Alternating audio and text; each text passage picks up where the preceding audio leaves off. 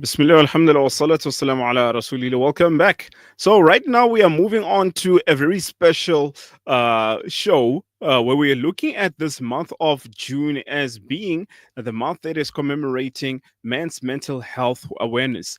And as I was just speaking to Sidi Hakeem before during the break time, that this topic, unfortunately, is still being seen as a taboo even in 2025 at the time where we were supposed to all come and understand more of its importance. And just to give a note of our guest today, Sidi Hakeem Lesolang is a multidisciplinary in healing innovator in hypnotherapist. He's a hypnotherapist, sorry, NLP master, life coach, and founder of the FOLA Wellness Healing, recently rebranded as FOLA Polyclinic. So, Kasetswana Hofola means to go through a healing process. So that's why it's a beautiful wording that I saw there. South Africa is pioneering complementary therapy ecosystem. He has a deep focus on emotional trauma, generational healing, and nervous system regulation. He also has spent over a decade helping high performance individuals reclaim clarity in their personal, professional, and relational lives. He is the creator of Age Regression Therapy Framework, a powerful therapeutic approach that fuses modern neuroscience with subconscious rewriting to achieve rapid, fast, lasting transformation. Subhanallah. So, if you want to change in terms of many aspects, but obviously starting from the psychosocial part of it, this is the right place to be. Sidi Hakim, assalamu alaikum wa rahmatullah, and welcome to the show. Wa alaikum salam wa rahmatullah. Thank you so much for having me. No, barakallah fiqh. It's a pleasure. For me, it's been a long time coming because I believe that we should always prioritize such talks. Sometimes Absolutely. people will talk about the men talk. Now, this is a serious Mm, men talk. 2 days yeah. ago, subhanallah, actually, I wanted to start on this. 2 days ago, actually, now 3 days ago, in my neighborhood, one fellow Muslim brother committed suicide, and what it hit me hard because I understand depression. I went through it myself, Mm, just post matric, and many people who I know have been through these ills and don't know where to go and how to talk about it.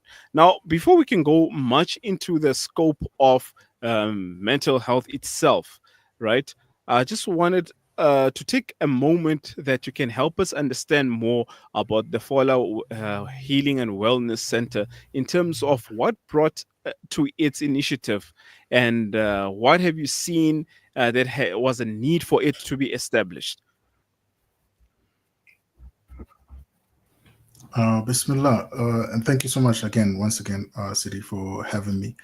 The need for FOLA came about with my own needs for therapy that bore results. It wasn't just a talk shop. It wasn't just a session where I go to vent out my frustrations or even trying to understand like how my brain works. It was or even how like the symptoms that I was experiencing work.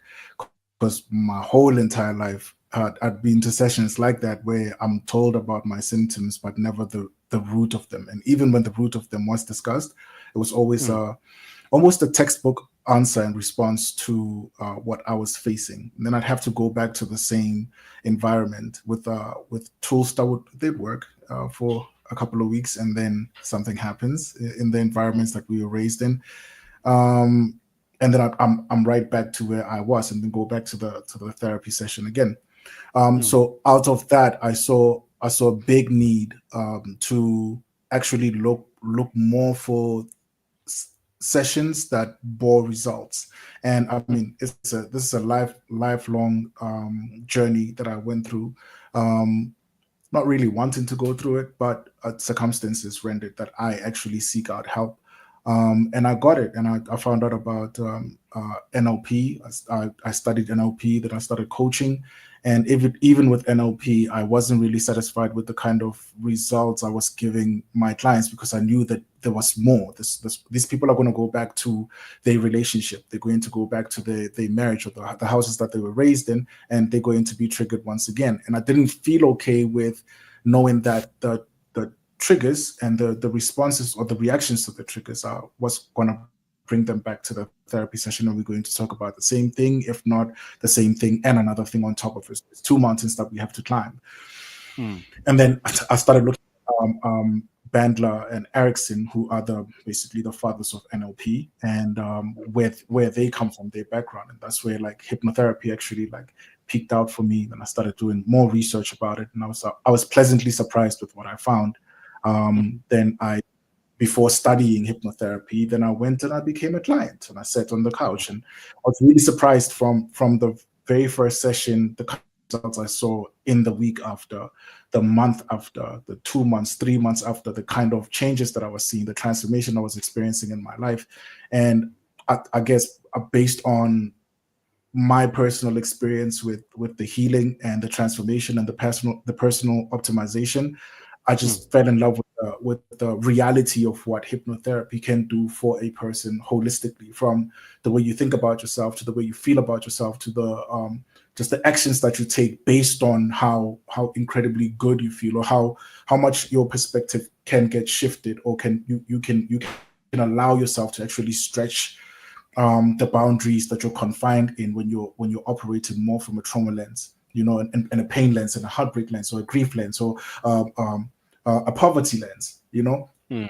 and just that expansion that it allowed for me to, man, the things that I thought were difficult and would take me long to achieve, a long time to achieve, I achieved in less than 6 months, and that for me was the Wow. encouraging factor to actually, get as far ahead and deep into hypnotherapy as I possibly could, and even study the other modalities that come with that, just to bolster my capacity and capability, and just like, not everyone needs to go into trance when they're in session. Some people Mm. just need like a couple of tools here and there. So DBT would then come in, CBT would then come in, NLP would then come in. And yeah, that's basically what gave birth to FOLA. It was actually Batu therapy, but then there was another company that was called that in Mm. the Free State, and so we opted to go for the more the name that like just gravitated more to what we were doing, Exactly. who thusa batho ho fola, All right. just allowing them to go through that Okay. process. And years after we've established quite a brand, and I kind of like Mashallah. what we do. No, For mashallah. sure. Because actually, I've been following a lot of your posts actually on social Mm, media, mainly on Facebook. And one of the things is that it's interesting how it resonates with the person, especially once again, you spoke about how to see things in the lens of trauma. It actually gives a yeah, very different outlook, and you can actually say, "Hey, man, this is me because I've been there. I know yeah, how exactly, like how they say, if it moves like a duck, it quacks like a duck. It's a duck. So because you it's have probably that a lens, duck. you have it's probably a duck because you have those goggles on, and there you can Yeah. actually see that it's a duck. So on the Mm, point of obviously now when we step or tap into the Men's Mental Health Awareness Month, which is now, remember, it's aiming to destigmatize the mental health mm, issues amongst men, and we spoke about how this has been a sideline for so many years, and it's really interesting to see how one of the actually I was busy with a training this week, ended today, and it was mm. regarding more on an Islamic point of view. It was regarding Yeah, dealing with shubuhat, doubt, and the different types of notions that people are facing. And one of the main things that we yeah, learned in there was how trauma itself can actually cause people to fall on that edge, and some of them mm, unfortunately do fall off the wagon of Islam because they're still fighting with certain traumas. Now when you're speaking of this, absolutely. from your perspective as both a therapist and an activist, obviously, of mental health, what are the most Yeah. significant barriers that you've seen which prevent men from seeking help, and how can this month specifically help to dismantle those barriers? I guess it's the education. Mm. We talk about mental health, but I think we only talk about like touch points. Mm. We don't really delve into what we're actually talking about when we talk about mental health. And when we talk about trauma and we talk about triggers, we talk about overcoming, transforming your life in gratitude. And this is why FOLA for me is so important, because we are able to now distill it to points and places and spaces that people relate to. Like the framework that we use is relationships. We are the sum total of every relationship we've ever experienced ourselves in. And so there's multiple relationships that you experience yourself in, coming up from the house that you were raised in all the way to the house of your marriage, or even your qabr. There's all these relationships in between that you go through, and like you are the sum total of all those relationships. And so I think the education is very important. The advocacy is very important, but more than anything, it's the communities we're raised in and the families we're raised in don't even know where to begin having the conversation on mental health. And the conversation we have about mental health, if you go see a therapist, and there's a lot of stigma, and there's a lot of shame, and there's a lot of guilt. There's a shroud of shame that covers men who go through mental breaks or emotional breaks. There's this shroud, like you are weak, or you're not a man. Because you're supposed to, as a man, the notion is in society, you're supposed to have it together. Because if you don't have it together, how does the wife have it together? If you and the wife don't have it together, how do the kids have it together? If you and the kids don't have it together, how do the communities have it together? And we then obviously focus on the more, just like in back in the days, clinical therapy only used to focus on the symptoms and not the root of it, especially in communities that we were raised in. What we do is because there's all of that shame, we then focus on the external look of success, which is the car we drive, or the house we live in, or the neighborhood we live in, the restaurants we eat in, the mosques we pray in, the clothes that we wear. We focus more on the external look of success, but internally there's this jihad that's just eating you. Your nafs is just eating and eating and eating you, because it's still stuck in, it relates more with the trauma experiences that you had in the house that you were raised in, or the trauma experiences that you had with someone who molested you or beat you, or a teacher who was rude to you, or your mind is still stuck there, your nervous system is still stuck there, your heart is still stuck there. There's things that you haven't resolved and that you haven't processed to break out of that. And so education first and foremost, advocacy, the houses that we're raised in, and the houses that we then we get married and then we raise our children in, we're not having the right conversation because that education is lacking.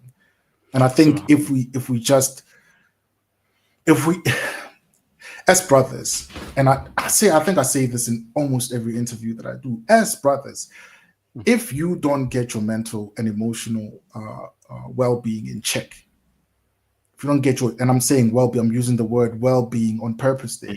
If you don't get your well-being in check, it's your responsibility and your responsibility alone. If you don't get help, the right type of help, holistic type of help that can actually hold your hand, brother, like hold your hand through what you don't know and what you don't understand yet. The only thing you know is the lens of your story, and the lens of your pain, and the lens of the things you suffer, and the loops that you're stuck in, the patterns that you're stuck in. If you don't get some hand holding in your life that can help you understand what that has done to you and why you're stuck where you're stuck, you cannot progress. You're going to meet a sister and she's going to be stuck in that cycle with you. The kind of sister you choose is possibly going to be a sister that you resonate highly with, because the only thing you can attract is what you're familiar with. Yeah. And if what you're familiar with is trauma, that pattern is going to produce children, and those children are going to suffer the same fate you suffered in your dad's hands, in your mother's hands, in your uncle's hands. They're going to suffer the same fate, because that's the only thing you know. That's the only thing you can relate to.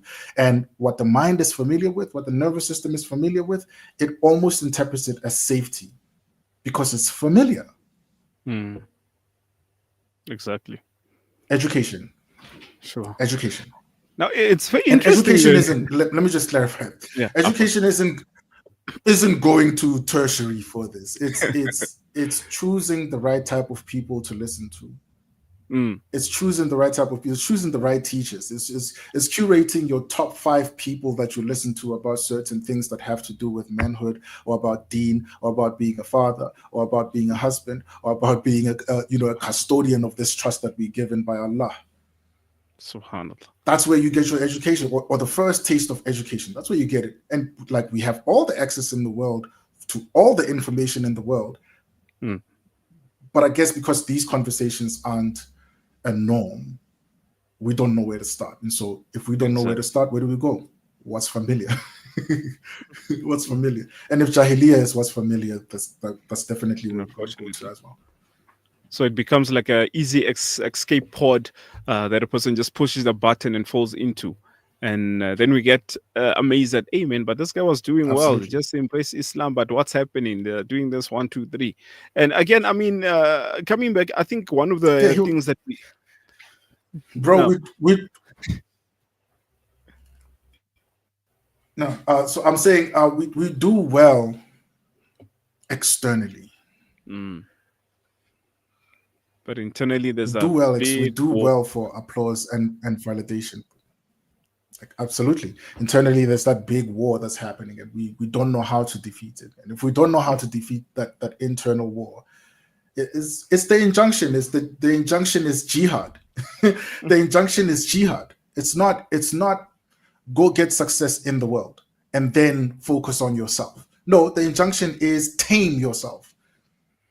The injunction is veil yourself long enough, veil yourself long enough, and develop this relationship with Allah. Perfect example, Prophet Muhammad sallallahu alaihi wasallam. Perfect example. What did he do? What did he do the most? What is the thing he did the most before he got the message? He retreated. He withdrew, and he was to himself, by himself, with his Creator. To himself, by himself, with his Creator. This deen of ours, 5 times a day, even more, you're with yourself and your Creator. You're with yourself and your Creator. You have to withdraw within yourself and notice things that you don't like about yourself. Because what does Allah say? You might dislike something, and there's a lot of good in it for you. You might like something, and there's a lot of bad in it for you. Subhanallah. Sure. I mean, who knows you better than your Creator? Subhanallah. Now, I think highlighting, we were trying also to highlight on a few of the ailments, like depression, a very famous one, and burnout. And I think right now, as a teacher myself professionally, I'm feeling the burnout. I've been busy past 2-3 weeks with marking, and I'm just tired. I don't want to see another exam paper anymore. But funny how we see that in men and women, there's different ways of how they actually it presents. One is the depression, how it presents in men and women, and the second is how actually they try to deal with it. So taking us inshallah into like just a basic points here on how can a man find certain practical coping mechanisms or strategies, especially in dealing with these two main points. Now we're talking on a personal level and a professional level.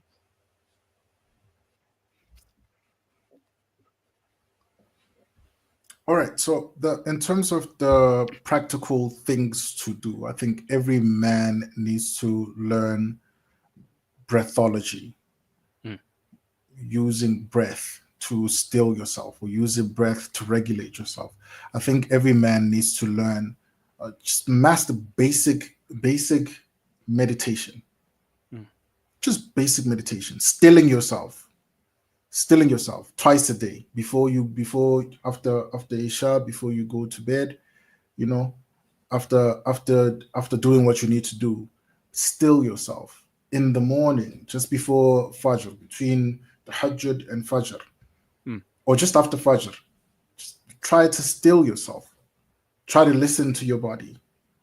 Try to visualize what the day is going to look like. If you in the previous day, a simple thing that I learned is, if in the previous day there was something that a place and a space in my life that I didn't apply myself beautifully in, I didn't respond well, I didn't react well to a person, I I was nasty to someone, or someone was nasty to me, and I didn't like the way that I approached that thing.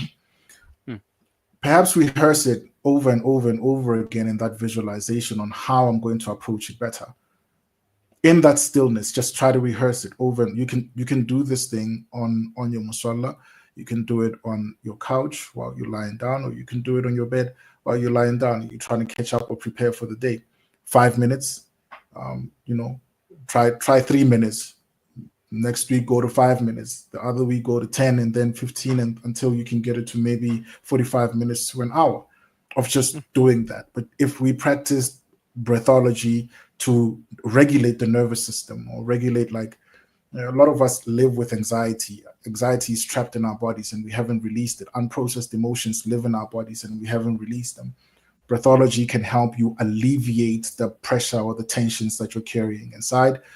Meditation will help you ease the pangs of depression. When you can learn how to still yourself, the mind will follow suit. And if the mind follows suit, because depression is a preoccupation with things you haven't processed right or released in the past.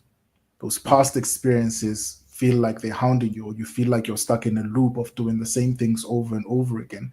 And if you're a hard worker, if you're a person who's committed to, the dean or your family or work or this or that, if you're a person of commitment of some sort, it almost feels like you're not going anywhere fast. And it's hard for you to celebrate yourself. You're just stuck in this loop because the past keeps replaying itself. And this is impending doom that you're going to get swallowed up by that. So this is where, like, stress comes in, and stress gets heavy. Suicide ideation comes in. Suicide ideation comes in if it's not tamed or nipped in the bud. If you're not taught the right types of tools or the right types of visualizations to use, we back into it. The call is loud. If family doesn't know how to approach certain things, if the spouse doesn't know how to approach certain things, kids are very loud. They shock your nervous system, and you can spaz, for a lack of better words. You can spaz. But there are tools that you can use. Breathology, just learn how to breathe. I'm teaching my 3-year-old now. I call it flowers and candles. Take a deep breath of beautiful scented flowers, a deep breath of roses. Blow out the candle. Simple as that. You do that 10 times with your eyes closed. I promise you're going to feel a significant difference, because your body is going to slump into this restful state of you doing that. You can do it slow, you can do it fast. Your body's going to do the same thing. We all have the same body. We all have a body that functions the same way: heart, mind, lungs, diaphragm. When your diaphragm dilates and when it constricts and then it opens up really quickly, when you take in those sharp breaths and you slow down into your natural rhythm, your body will literally quiet down. You're going to feel yourself slumping into a state of rest and calm. Obviously, you do this in a quiet place, and that's why I suggested before you go to sleep, Isha, 100%. just before your day gets busy, just after Fajr. You do it when the family isn't up, the house isn't loud, and I promise you, just go to the masjid and just do that. Just just find yourself a little corner after Fajr and just do that breathing exercise. Just allow yourself to feel through certain things. And while you're feeling through those things, you're allowing your body to do what your body naturally does, because you're not breathing sporadically anymore. So your body is going to go into its own natural rhythm by slowing itself down. Because obviously it's assuming panic, is assuming, hey, what's this person doing? This is a new thing. What's this person doing? Yeah. What are they doing to us? We've never done this before. So it's assuming that, like, taking itself back. But when it takes itself back, what it does is it slumps into super slow mode before it returns to your normal, maybe preoccupation with stress or worry or all of that. But before it even goes back to that, what you're doing is you're visualizing your day turning out good. Your day with your manager turning out good, because you responded to things really well. Yeah. The more you do that, the more you practice that.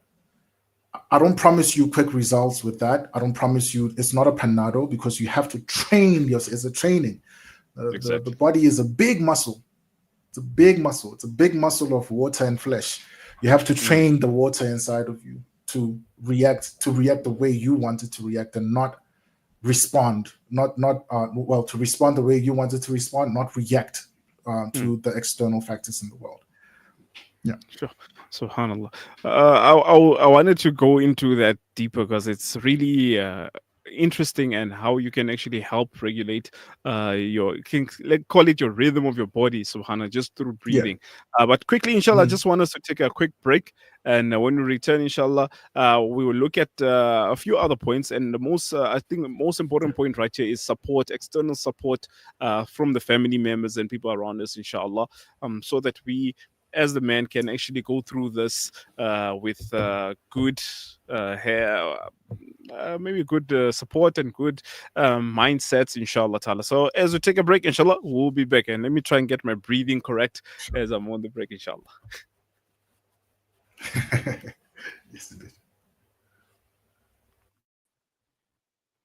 Searching for elite local and international investment and advisory services from an award-winning firm? Look no further than the Belmont Mayer Group, your gateway to unparalleled investment and wealth management. At Belmont Mayer, we believe in the art of wealth creation, a meticulous process fueled by our unwavering commitment to excellence. With a focus on providing elite alternative investments and quality advice, we also pride ourselves on maximizing value for our esteemed investors, as seen through our consistent outperformance. Your financial success is our top priority. Join us at Belmont Mayer and experience the difference firsthand. Ready to embark on a journey of greatness? Contact us today. Reach out to the Belmont Mayer Group on 078 786 1698. Call or WhatsApp or email us at info@belmontmayer.com. Elevate your financial future with Belmont Mayer,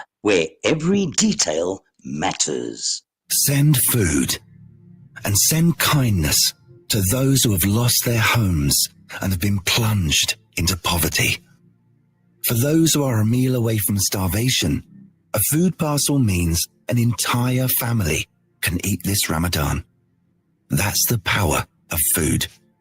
Donate now to Islamic Relief. You know, it's a wonder how kids get anything done these days. With all the distractions, when do they even get time to study? As a mother, all I can really do is make sure they have all they need to perform at their best. That's why I choose to include Sunfoil triple refined pure sunflower oil with every meal I make. Naturally cholesterol-free and approved by the Heart and Stroke Foundation as part of a balanced eating plan. So whether I'm cooking, frying or baking, I know every dish will be a wholesome one. Sunfoil, now we're cooking. When the perfect blend of stylish decor, exquisite halal cuisine, and warm hospitality come together, it could only mean Al Bayt Lodge, your true home away from home. Al Bayt is the ideal heaven for families, business people, and tourists with its 4-star family rooms and other luxurious facilities. Conveniently situated close to Port Elizabeth Airport, the beach, and other amenities, your stay will be truly unforgettable, as you'll be taking home lasting memories of the warm hospitality, the serenity and tranquility that Al Bayt has to offer. For reservations, call 041 583 6415 or visit www.albaytlodge.co.za. Valley's Motor Spares. We supply motor spares and accessories for all makes and models of motor cars, LDVs, buckies, trucks, and earth-moving equipment. We deliver on time, every time. Please contact us via WhatsApp on 014-592-0925 or call 014-592-0925 or visit 28 Zenderling Street, Rustenburg. Remember the name, Valley's Motor Spares. It's a new beginning. It's a new era. Salam Media, humanitarian journalism. Well, if you just joined us right now, it is only 10 minutes before 9. So that means we have 10 minutes, inshallah, to tap into this topic of mental health month. And we are with the CD Hakeem Lesolang, the founder of FOLA, Wellness and Healing. The word itself says it. It's time to heal.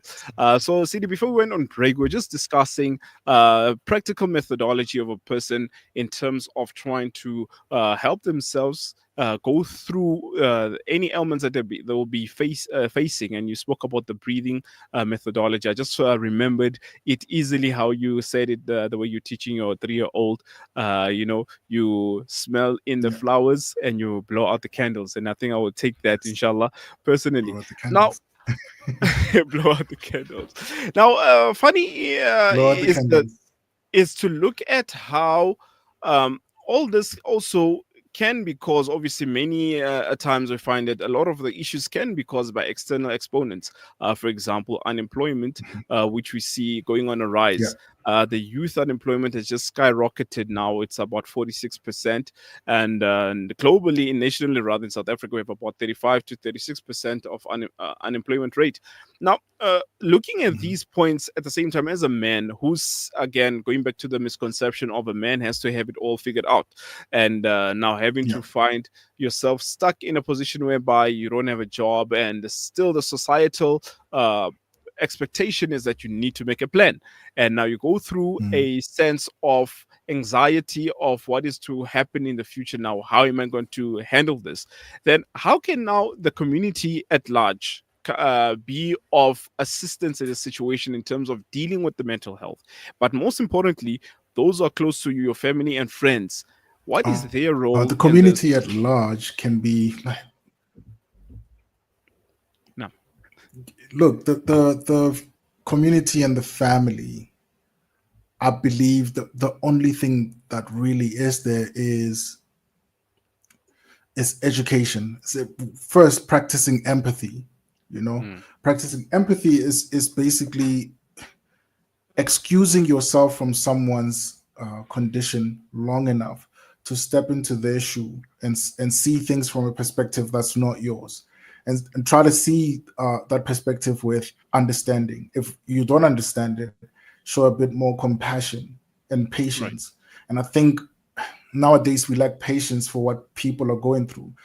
In fact, I'd even go venture as far as saying that we're not interested in what people are going through. We're interested in them stopping to go through that thing so they can be to us what we want them to be to us. Mm, And that's the case with men. It's the pressure of showing up for people who don't know how to show up for you, mm, or sometimes uninterested in showing up for you because they don't have room for them in and of themselves to show up for you at that level. And I think it's a clear case of a lack of empathy, a lack of patience, or a lack of understanding the person, the individual, and where they are. And it's hard. It's hard doing that, but it's hard doing that because we don't know where we are. mm, Familiarly, the individuals in the family don't even understand where they are. They just understand what needs to get done. They just understand bills are coming at the end of the month. The kids need food to eat. The car is broken down. The neighbor is asking for this. We're not showing up here and there. mm, We are hyper focused on what needs to get done and what should be done, or what these roles. The woman is supposed to be in the house and the cooking and cleaning and taking care of the children, and the man is supposed to be protector, provider, without looking at the socioeconomics that are overwhelming us, without looking at the houses that we come from, without looking at how we were raised, without meeting each other at the point of our emotional needs. We don't care to meet each other at the point of our emotional needs. When did you hear someone say that in your family talk about the point of your emotional needs? Where if everyone just slowed down and actually started telling each other the truth about how they feel, or where they are, where they find themselves stuck, what patterns do you see holding you back in what you're doing, or how you're living, and how you think and how you feel? When did you ever hear someone say that? And that's what I'm saying. Like, I wanted to start it by saying education, but empathy, because the empathy to stop and say, how are you?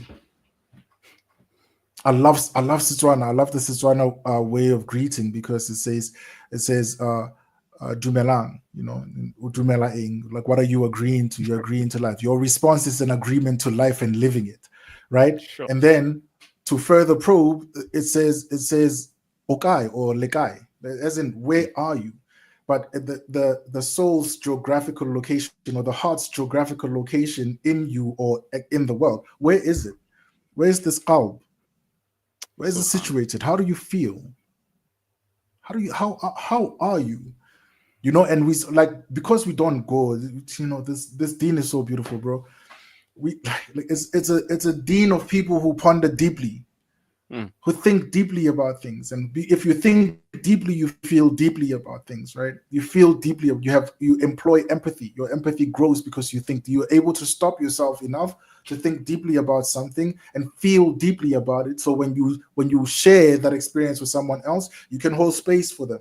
Okay, where are you? So where are you as the individual listening to the interview right now, watching the stream right now? Where are you really, honestly? Then don't brush past that thing. Don't brush past it and say, yeah, no, I'm fine. No. I ask you, where are you? Where's your heart? How are you feeling about life? How is life treating you? How are people treating you in life? Are you meeting your goals? Are you achieving the things you want to achieve? Do you have a good relationship with Allah? Are you in love with your responsibilities, or are they a burden? And if they're a burden, how can I be of value? How can I be of help?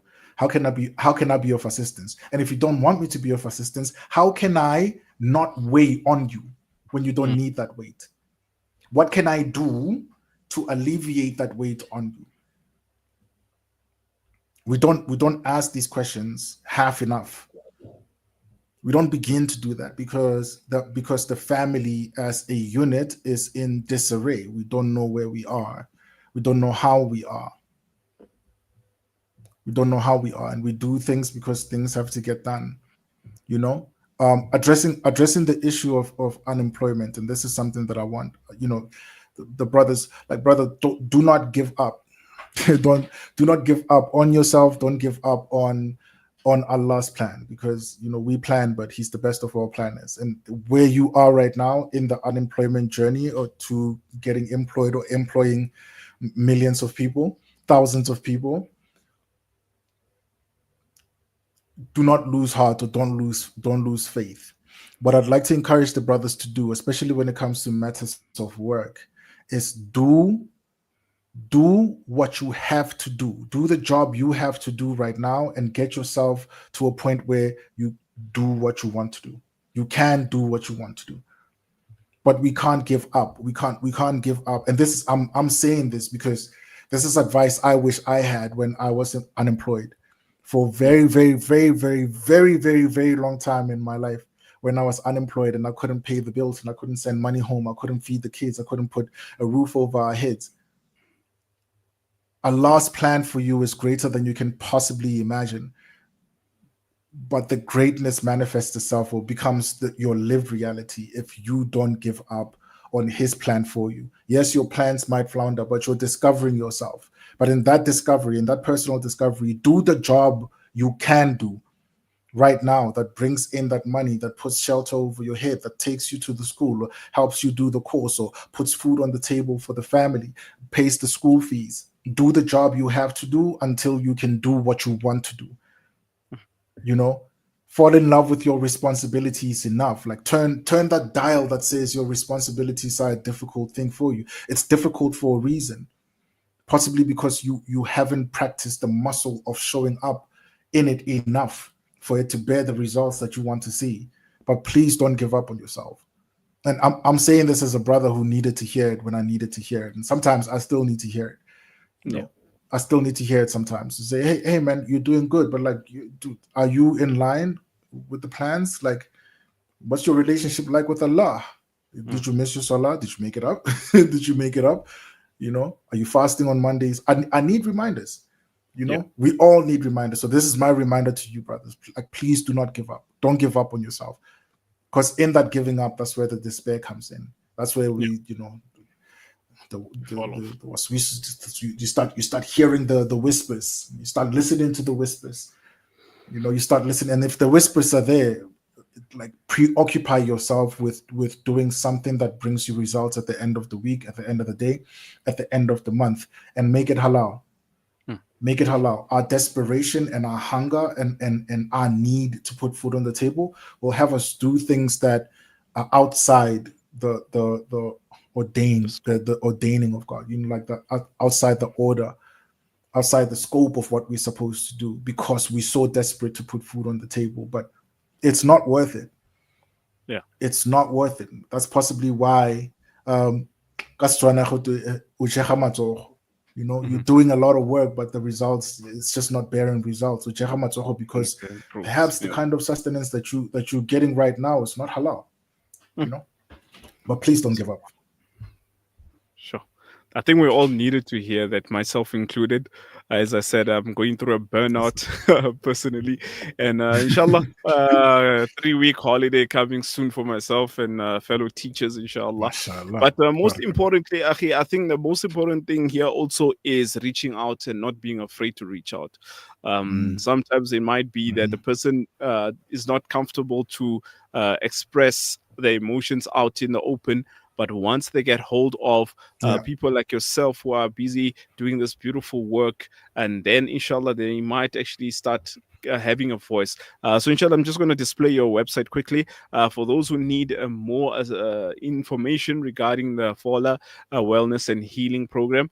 Please do go online. You'll find it at fola.co.za. And inshallah, I think on the website itself, it has all the information regarding how to contact Brother Hakeem and how to schedule an appointment also. Again, I think it goes without saying that do not be stigmatized in saying that men do not show emotion or men do not need therapy. We need therapy. I myself did go for therapy, and I think I should book a next session. There's a lot to offload, but inshallah,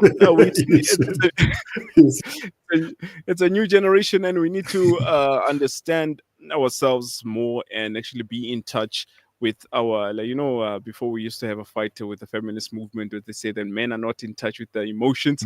But now I think we see the need for it, and we see how it affects society, not ourselves, but our children as well. So let's do the right thing, inshallah. For those, once again, who need more information on this, Brother Hakeem and his team are ready, inshallah, to help us the way through. And I believe this is a start. It all starts here, inshallah. It starts with, obviously, one is acknowledgement that you need help, and the next one is going online and searching for help, inshallah. Jazakumullah khair. I know we couldn't have enough time. I believe that this topic is very extensive, and we didn't even touch it is.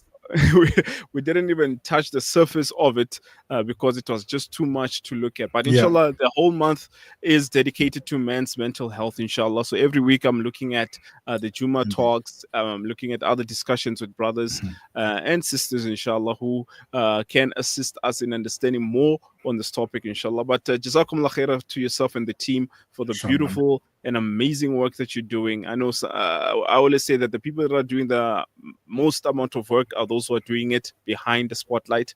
And alhamdulillah that we were able, alhamdulillah, Salam Media, to shine the spotlight on you today and benefit from your amazing wisdom and experience. Again, I believe is the best teacher.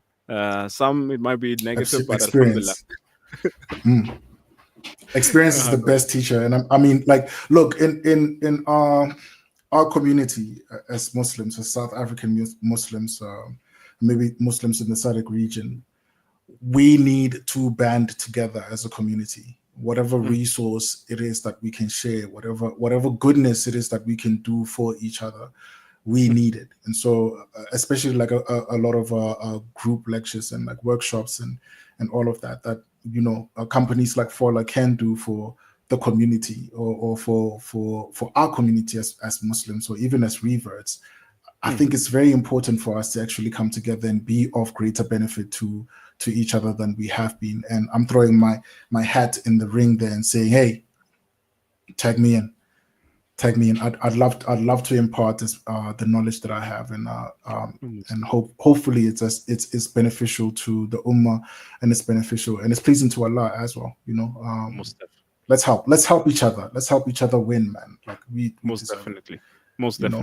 You know what? We come from a community whereby it was always a statement in my community that if one raises, we all raise. So we should be again that community once again that we see a person's success becomes our whole success, inshallah.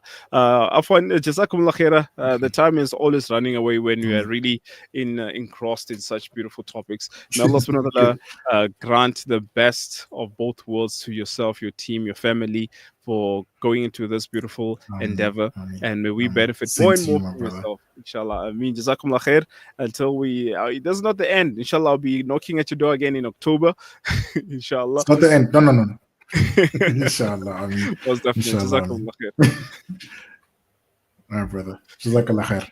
Barakallah. Assalamu alaikum. Wa alaikum assalam wa rahmatullahi wa barakatuh.